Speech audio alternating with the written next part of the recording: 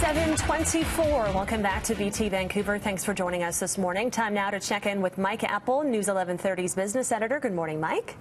Good morning, Mary. How are you? We are doing well, thank you very much. So OPEC and other energy-producing nations agreed to a historic production cut.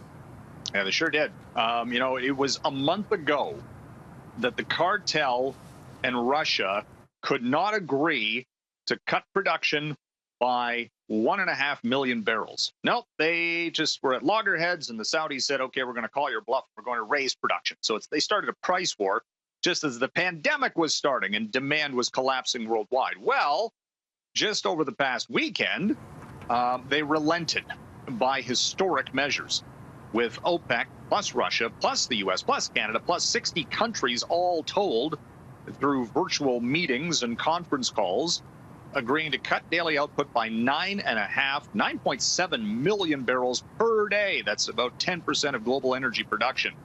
It is historic by any measure. And the interesting thing is that the financial markets are going, okay, that's great, but we still haven't solved the problem of demand. That's the problem right now because the global economy has cratered. So there's no demand for oil. There is, just barrels upon barrels in storage facilities, so much so that these storage tanks, whether they're in Cushing, Oklahoma or elsewhere, are filled to the brim. So you don't even need what's being produced today just to meet the daily demand. So you still have price destruction. The price for oil this morning, $23 a barrel U.S. It's above 4 Canadian. Not seeing much of a bounce. It's, remarkable how typically we'd talk about any type of move by OPEC having a dramatic effect. Not so much this time around. And hardly anyone on the roads, really, too. Switching gears thing, right? Now, Ottawa approves the $71 billion wage subsidy program. Now, how many companies are going to apply for this? Is it too late? That was the criticism, if there was any, that the program itself was taking too long to become operational. And they approved it through this emergency parliament session on Saturday, unanimous and then royal assent.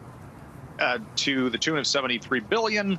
It's these interest-free loans that are going to be through the big banks up to $40,000, excuse me, and as well this 75% wage subsidy that the feds are offering.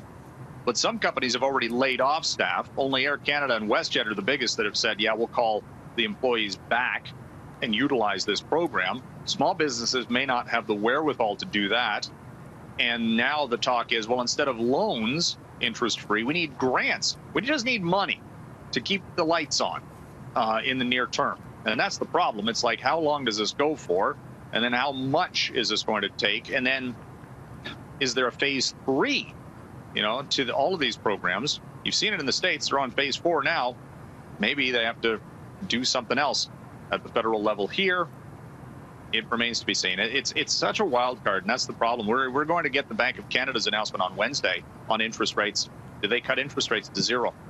Wow. It's a possibility. All right, Mike, thank you so much for your time again. We'll see you tomorrow. Okay. It is 7:27 now. We're going to take a break. We'll have more of your top stories coming up. Stay with us.